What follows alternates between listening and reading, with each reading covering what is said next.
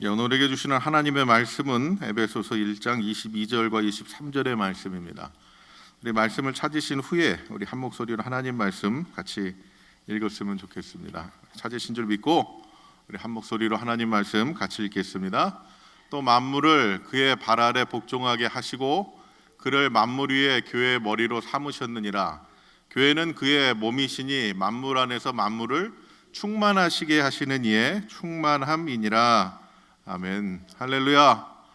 특별 새벽기도 5일째 새벽을 깨운 우리 사랑하는 모든 믿음의 가족들을 주님의 이름으로 축복합니다. 오늘 날씨가 갑자기 많이 추워졌네요. 갑자기 그러면 또 우리 건강에도 문제가 생기는데 건강 유의하시고 오늘도 주 안에서 우리가 영육간에 강건한 하루 되시기를 축복합니다. 오늘 무슨 요일이죠?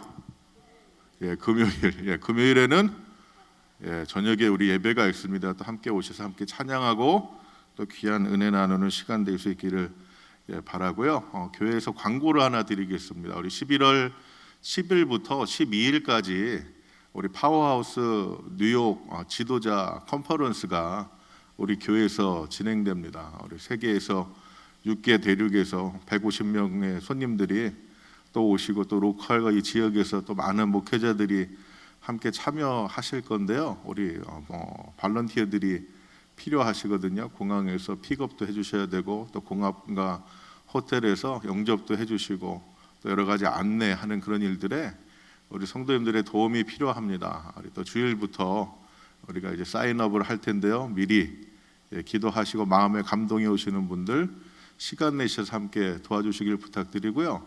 10일부터 12일까지 봉사하는 게 아니라 손님들은 6일부터 13일까지 이렇게 계시거든요. 그러니까 11월 6일부터 13일까지 스케줄 한번 미리 확인해 보시고 주일에 이렇게 가능한 시간을 교회에 알려주시기를 부탁드립니다.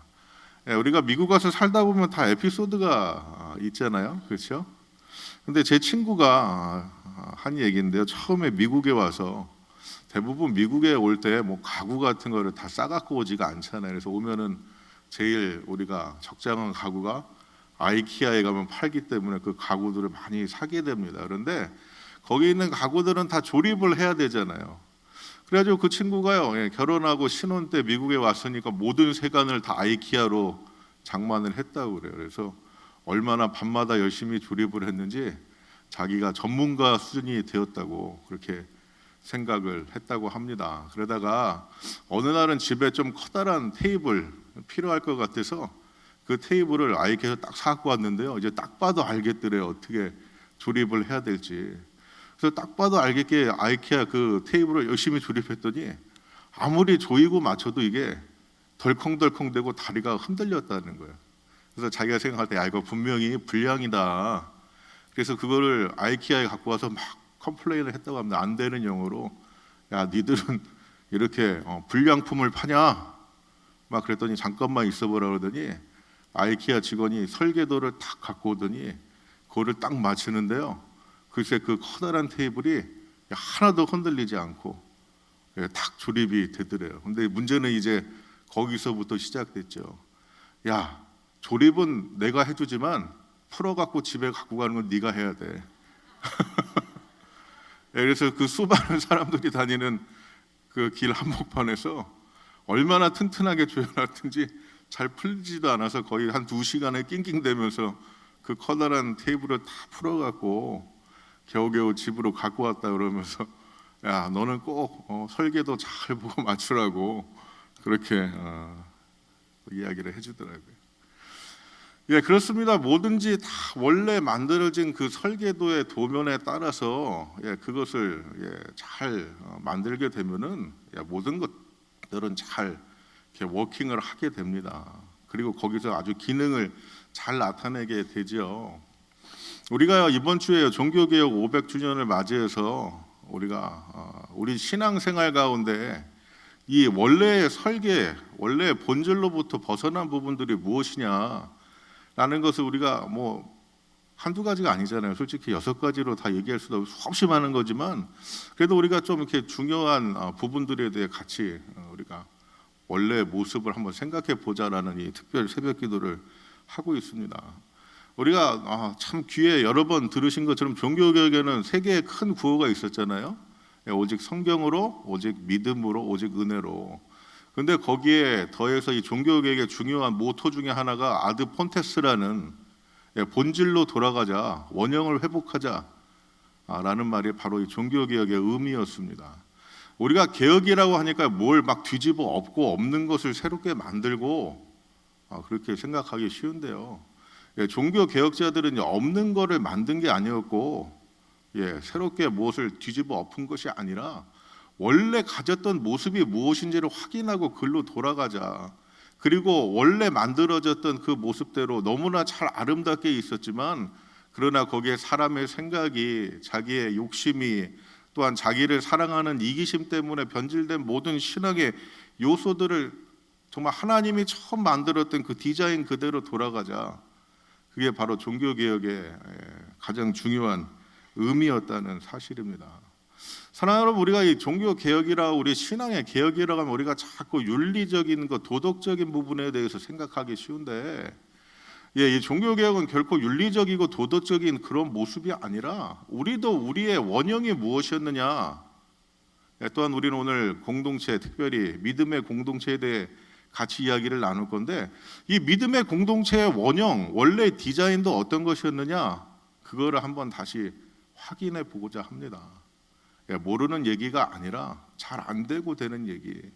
우리가 잘 지키지 못했던 것들, 우리가 많이 바꾸고 변형시켰던 그것들을 다시 한번 우리가 생각해 보면서 오늘 우리 가운데 정말 하나님이 원래 지으시고 계획하시고 디자인하셨던 그 모습대로 우리가 그 모습을 다시 새롭게 회복하고 돌아갈 수 있는 그런 귀한 은혜가 우리 가운데 있게 되기를 주님의 이름으로 축복합니다. 오늘 교회는 어떤 모습이었냐, 어떻게 디자인됐느냐, 성경은 너무나 잘 우리 가운데 설명을 해주고 있습니다. 교회는 주님이 머리가 되시고 또한 교회의 몸통은 주님이시다. 곧 결국 무엇이에요? 예수 그리스도 자체가 교회다. 그리고 구원받은 성도는 우리는 무엇이냐? 지체로 부름을 받아 한 몸을 이룬 우리가 이 믿음의 공동체가 교회고, 바로 예수님이 머리가 되시고 또한 예수님이 몸이 되시고 그리고 거기에 지체로 성도들이 한 몸을 이뤘을 때 어떤 일이 있었느냐? 바로 만물을 충만하게 하시는 충만함이신 예수 그리스도를 통하여 하늘로부터 임하는 은혜와 평강과 정말 세상이 이길 수 없는 믿음을 가진 행복한 공동체의 모습이 그 안에 있었다는 사실입니다. 그래서 우리는 주님이 머리가 되십니다, 주님이 몸이 되십니다, 그렇게 이야기를 하지만 진짜 우리의 신앙생활에서 우리 교회 모습에서는 주님이 머리가 되고 계신가, 주님이 몸이 되고 계신가 우리는 생각해 보아야 합니다.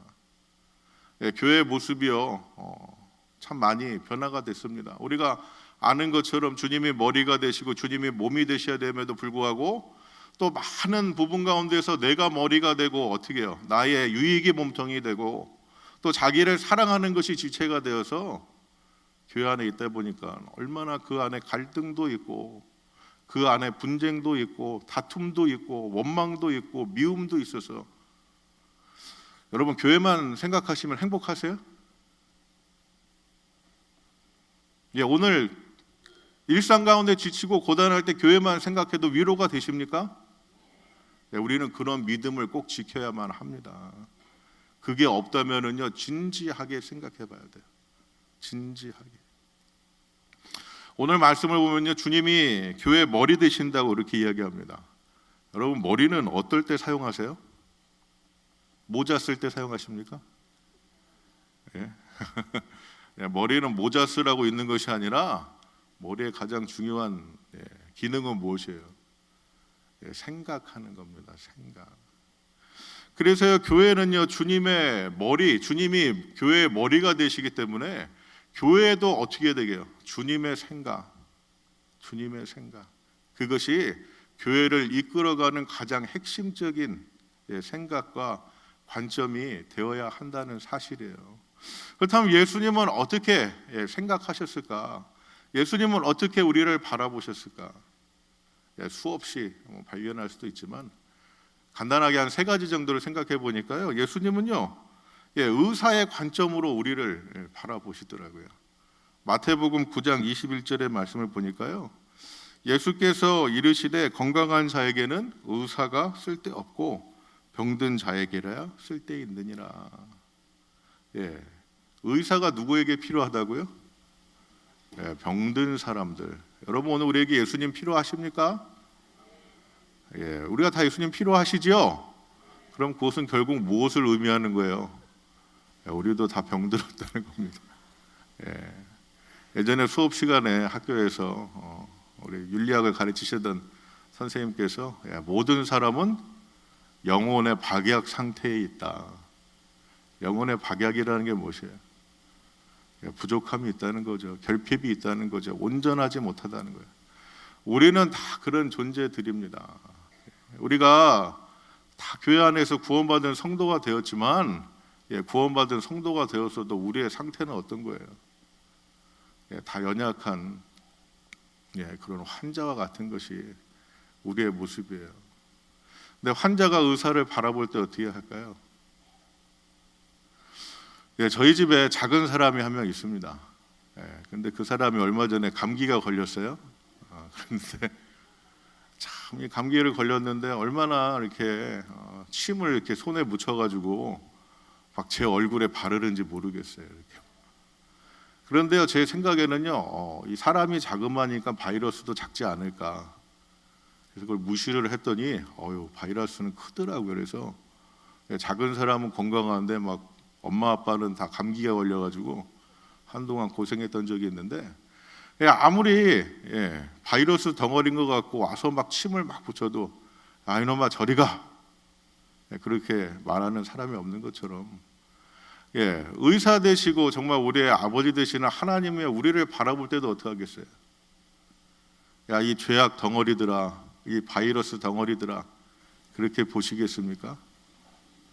그렇게 보지 아니하시고 오늘 우리의 연약함을 긍휼하게 바라보시고 찾아오셔서 함께 하시는 그 은혜.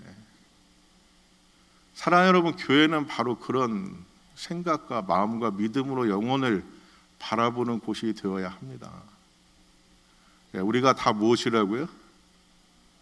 환자예요. 영적 박약 상태에 있는 환자입니다. 환자. 근데 그 환자들이 다 얼마나 기능이 완전하겠어요? 그럼에도 불구하고 우리는 다 어떻게 해요? 저 사람 왜 저래?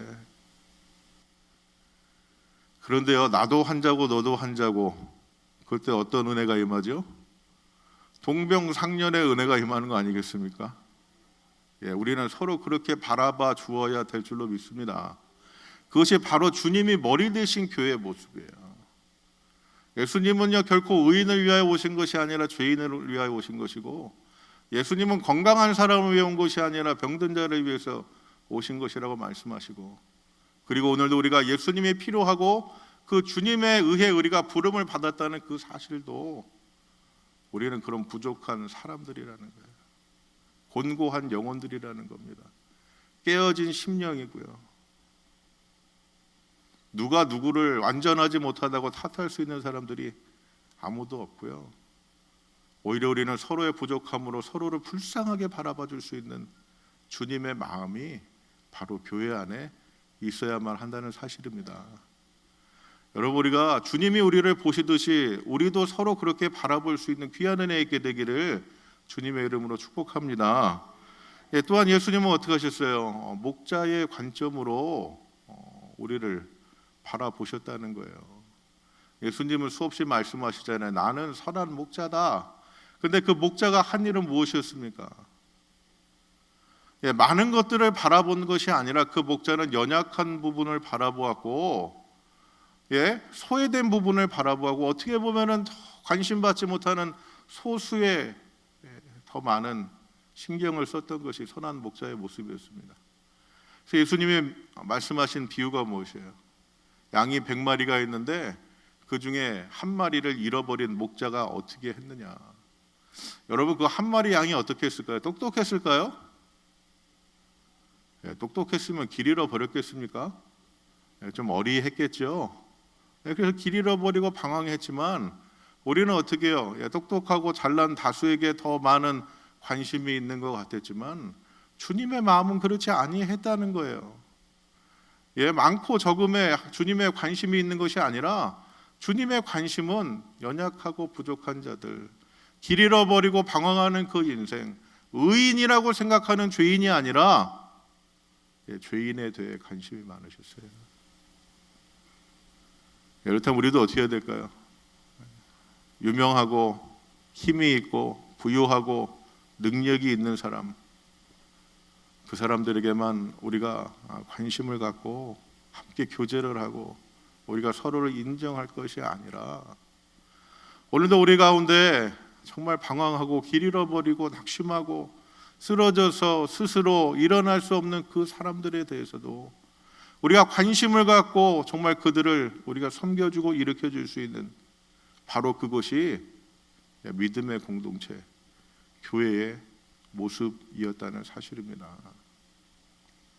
사랑하는 여러분, 오늘도 우리에게 주님의 이 마음이, 목자의 그 마음이 우리에게도 있게 되기를 주님의 이름으로 축복합니다. 또한 예수님은요, 대제사장으로서 우리를 바라보셨다는 거예요. 히브리서 4장 15절의 말씀을 보면 우리에게 있는 대제사장은 우리의 연약함을 동정하지 못하시리가 아니다. 우리의 있는 연약함을 어떻게 하신다고요? 동정하셨다는 겁니다. 우리를 긍휼히 여겨주셨다는 겁니다. 우리를 이해해 주셨다는 거예요. 우리는요, 너무나 쉽게 저 사람이 왜 그럴까 생각을 해보는데요, 오늘 한번 생각해 보세요. 내가 여기에 있기까지 어느 날 하늘에서 뚝 떨어져서 지금 나의 모습이 이루어졌습니까? 그게 아니라 굉장히 복잡한 시간과 사건과 여러 가지 요소들이 오늘 나의 모습을 만들어놔서, 오죽하면 내가 나를 모르는데 넌들 나를 알겠느냐라는 그런 얘기가 나왔겠어요.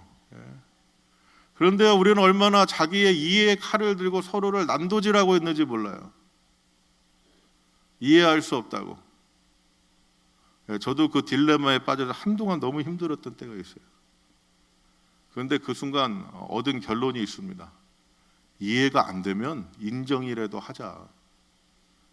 그 사람은 원래 그런 사람이면은 원래 그런 모습으로 바라봐 주어야 된다는 사실이에요. 예수님이 바로 우리를 그렇게 바라봐 주셨다는 겁니다. 저 사람은 이렇고 이 사람은 이렇고, 그래서 이 사람은 사랑받을 만하고 저 사람은 심판받아야 되고, 그런 게 아니라 예수님은 우리가 있는 그대로의 모습을 바라봐 주시고, 예수님이 하신 것은 무엇이에요? 다만 긍휼히 여겨주셨다는 거예요. 저 사람이 저렇게 될 수밖에 없었던 많은 일들이 있었겠구나. 그리고 있는 그 모습을 그대로 인정해 주시고, 아마 예수님은 우리랑 같이 아니하시니까 이해도 해 주셨겠죠. 우리도 그렇게 서로를 바라봐 주어야 됩니다. 나의 이해의 잣대에 맞지 않는다고 해서 나의 해석의 칼을 들고 그 사람을 막 우리가 해부를 해가지고 나름대로 치부를 까발리는 것이 아니라, 저 사람이 그럴 수밖에 없었던 상황 속에는 분명히 수많은 아픔이 있었고 눈물이 있었고 그 사람 나름대로의 이유가 있었음을 우리가 돌이켜 보면서 있는 그대로의 모습을 우리가 긍휼함으로 바라봐 줄 수 있는 것, 여러분, 그것이 바로 교회의 머리가 되시는 예수님으로 인하여 서로를 생각해 보고 바라봐 주는 그런 모습이 되는 줄로 믿습니다. 여러분, 바로 그 모습이 교회의 원래의 모습이었고요, 그런 모습을 통해 교회는 행복한 공동체가 될 수 있었다는 사실이에요. 또한 주님은 어떻게 몸된 교회로서 한 몸을 이루셨을까?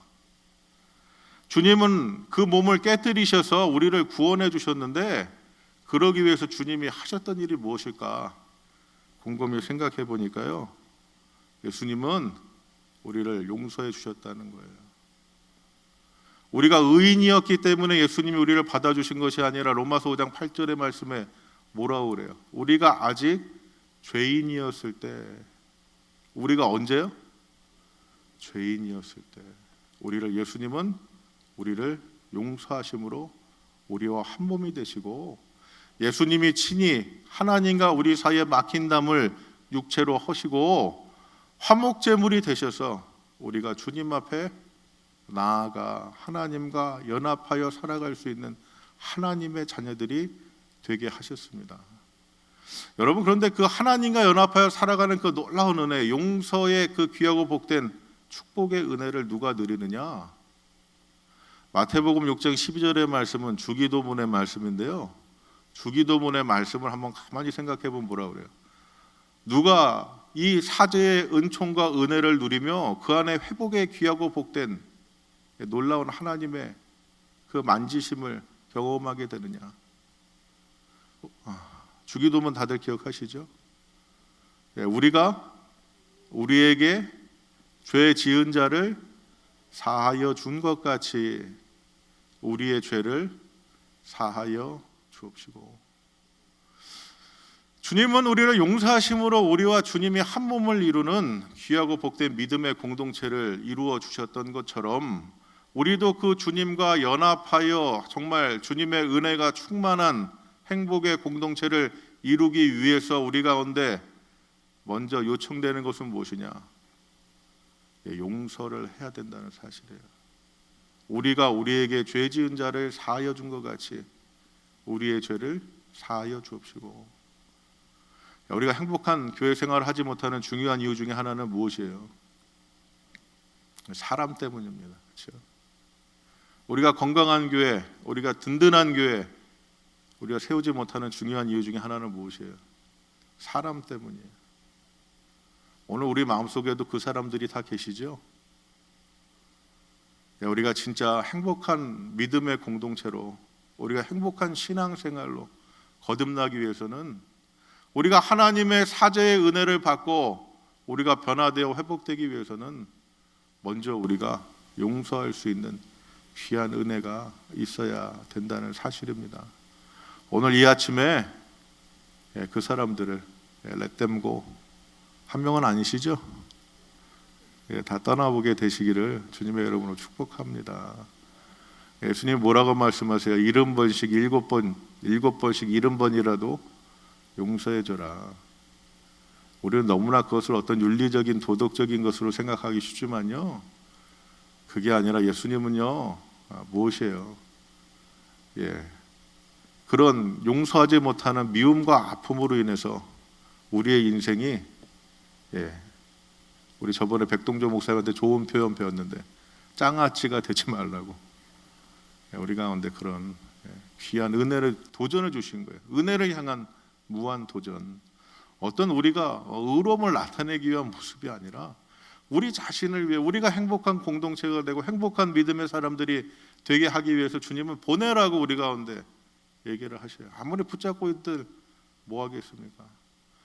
사랑하는 여러분, 오늘 이 아침에 우리 가운데 그 사람들 다 보내고 진짜 우리 가운데는 주님만이 계셔서 주님의 그 은혜가 우리 가운데 충만하게, 강력하게, 풍성하게 임하는 놀라운 축복이 이 새벽을 깨운 우리 사랑하는 모든 믿음의 가족들 가운데 함께 하시기를 주님의 이름으로 축복합니다. 또한 주님은 그 몸을 깨트려 어떻게 연합하셨느냐? 있는 그대로 받아주셨다는 거예요. 바로 관용하셨다는 겁니다. 배려하셨다는 겁니다. 우리가 굉장히 중요한 것입니다. 어떻게 보면은요, 우리 기독교인들이 너무 배타적이에요. 근데 가만히 말씀을 묵상하다 보니까요, 진짜 성숙한 신앙은 무엇이냐? 그것은 배려고 관용이더라고요. 빌립보서 4장 5절의 말씀이 뭐라고 이야기합니까? 너희 관용을 모든 사람에게 알게 하라. 주께서 가까우시니라. 우리의 관용을 누구에게 알게 하라고요? 친한 사람이요? 가까운 사람이요? 내가 좋아하는 사람이요? 아니요, 모든 사람에게. 왜요? 주께서 가까우시니라. 그 얘기가 뭐예요? 우리가 주님께로 더 가까이 갔다는 건 무엇입니까? 주님을 더 닮아간 믿음의 장성한 분량에 우리가 이르면 이룰수록 거기에 나타나는 하나의 증거는 바로 주님의 그 모습이 우리 가운데 나타난다는 사실이에요. 우리가 서로가 다르다는 것을 얼마나 서로가 틀림으로 그렇게 서로에게 상처를 주는지 모릅니다. 저는요, 제 청년부 생활이 2달 만에 끝이 나고 말았어요. 물론 교회는 쉬지 않고 다녔지만 청년부 생활은 2달 만에 끝이 나고 말았어요. 저는요, 학부 때부터 신학을 공부했거든요. 근데 저희 학교는 소문나기를 이 학교는 자유주의 신학이다, 민중 신학이다, 해방 신학이다. 뭔 얘기냐면요, 다 안 좋다는 얘기예요. 사람들이 다 이렇게 경계하는 그런 모습인데, 그런 학교를 저는 다녔습니다. 근데 정말 처음에 학교 가면은요, 이 신학의 세계는 참 위험합니다. 그래가지고 우리가 그냥 교회에서 알고 배웠던 그런 착한 믿음과 신앙과는 너무나 다른 이야기를 아무렇지도 않게 이야기하는 것이 신학교의 모습들인데요. 굉장히 고뇌에 제가 찌들어 있었어요. 나름대로 아주 보수적인 신앙을 갖고 주일학교 다 졸업하고 열심히 신앙생활하고 아주 제가 신실한 그런 학생이라고 생각하고, 고등학교도 아니에요, 중학교 때 성령 체험하고 예수님 만나서 막 일기장을 보니까 지금보다 더 이렇게 든든한 각오로 막 써놨더라고요. 왜 그랬는지 모르겠어요. 그래서 지금 이렇게 된 것 같은데. 그랬는데요, 막 학교 가니까 너무 막 그런 게 힘든 거예요. 그래서 항상 이렇게 얼굴이 짱아찌가 돼서 다니고 있었는데, 그래서 청년부를 나가게 됐습니다. 성경 공부하는데 애들이 맨날 물어봐요. 야, 이게 학교에서 신학적으로는 뭐라고 그걸 설명을 하냐? 그럼 저는 늘 그렇게 이야기를 했죠. 아직 거기까지는 안 배웠다고. 근데 한 번은 얼마 교회까지 된지 않아서 수련회를 갔는데요. 겨울에 수련회 막 은혜 받고 열심히 기도하고 있는데 다른 신학교를 다니고 있는 애가 저를 막 끌어안고 기도를 해주더라고요. 그래서 저는요, 저 얼굴이 힘들어 보이니까 저를 이렇게 위로하고 축복하는 기도를 해주는 것 같았어요. 근데 한참 듣다 보니까 그게 아니더라고요. 그래서 제가, 야, 너 왜 이렇게 날 붙잡고 기도하냐 그랬더니 걔가 하는 말이요, 야, 너의 학교에는 구원이 없잖아. 네가 배우는 신학에는 구원이 없잖아. 저는 너무나 그날 큰 충격을 받았습니다. 아마 야, 힘들지? 나도 학교 다니면서 공부해 보니까 너무 힘들더라. 그래서 아마 저는 청년부를 잘 마쳤을지도 모르겠는데 그 이야기를 듣고 너무나 큰 상처를 받았어요.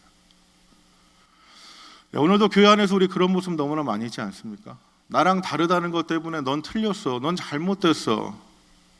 그 이야기로 인해서 얼마나 많은 사람들이 행복한 신앙의 공동체 안에 거하지 못하고 그 안에서 갈등하고 고뇌하고 정말 결국 그것을 떠날 수밖에 없는 일까지 벌어지는 그런 모습들. 여러분, 다른 것은 틀린 건 아닙니다. 진짜 예수님 믿고 성숙한 사람들은요, 어떻게 한다고요? 있는 그대로를 받아주셨고, 예수님도 그렇게 관용으로 우리를 받아주셨기 때문에 우리가 그리스도와 연합하여 한 공동체, 한 지체를 이룰 수 있게 된 줄로 믿습니다. 또한 예수님은 어떻게 그 몸께 들여 연합하셨는가?